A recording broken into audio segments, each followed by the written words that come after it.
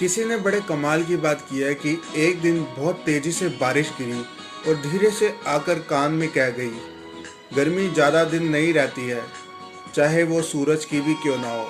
हाय दोस्तों, मैं आ गया हूँ एक बार फिर आप लोगों के लिए एक कहानी लेकर। ये कहानी बहुत इंटरेस्टिंग है। एक बार की बात है, एक गांव में एक लड़का रहता है जो बहुत स्टडी करता है, बहुत पढ़ाई करता है। उसे लाइफ में आगे कुछ बनना होता है, बट उसके पास बिल्कुल पैसे नहीं होते हैं, बट फिर भी वो जो भी उसके पास किताबें होती हैं वो उनसे पढ़ता है। एक बार उसे एक इंटरव्यू के लिए कॉल आता है।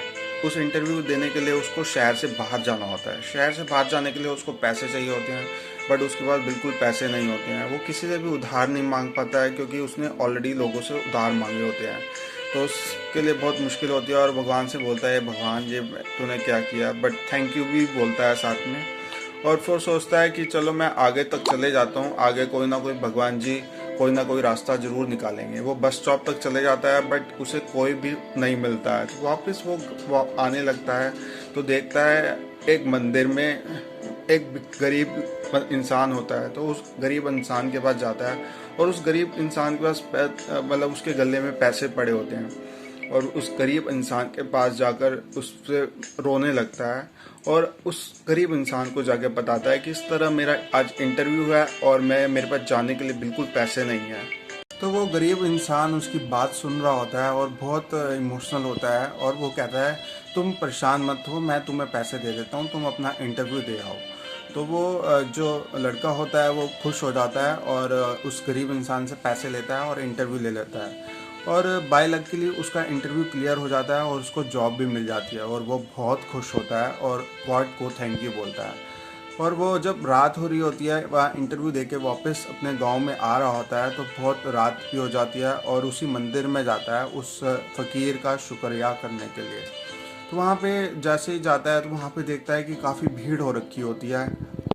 तो आगे भीड़ में जाता है और आगे थोड़ा और जाता रहता है, और वहाँ के लोगों से उसको पता चलता है कि किसी फ़कीर की डेथ हो रखी होती है।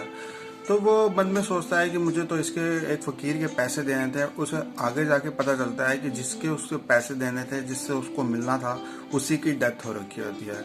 फिर आगे उसको थोड़ी देर बाद कुछ एक व्यक्ति की आवाज़ आती है। शायद इस बंदे ने अपनी मेडिसिन नहीं ली होगी, तभी ये मर गया होगा।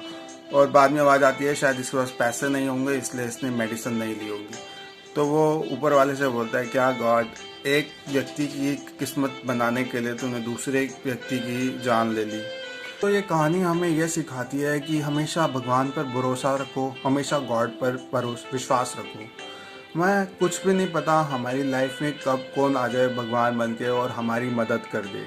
हमेशा लोगों की मदद करते रहो, हमेशा विश्वास रखो। मैं हमेशा आपसे यही शेयर करना चाहता हूँ कि कर दिखाओ कुछ ऐसा जो दुनिया आप जैसा बनना चाहे, दुनिया आप जैसे बनना चाहे, दुनिया आप पर करें प्राउड।